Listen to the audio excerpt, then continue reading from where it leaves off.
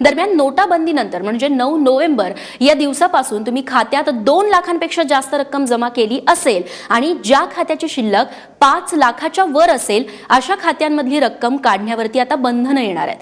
Pan card दाखवून किंवा form 60 भरूनच या खात्यातले पैसे तुम्हाला काढता येणार आहेत, अन्यथा या खात्यांमधून पैसे ट्रान्सफर देखील करता येणार नाहीत। जनधन खाती आणि इतर खात्यांमध्ये काळा पैसा पांढरा करण्यासाठी दुरुपयोग होत असल्यानं रिझर्व्ह बँकेनं हा नियम केला।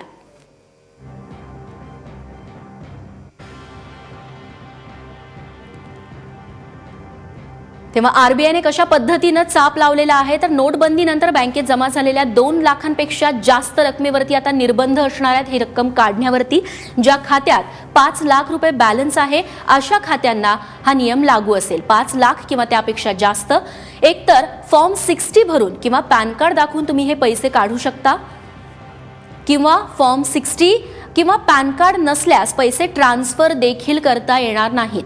बँकांनी खातेदारांच्या केवायसी नियमांचं पालन करणं देखील गरजेचं आहे अशा सूचना देण्यात आलेल्या आहेत आरबीआय कडून।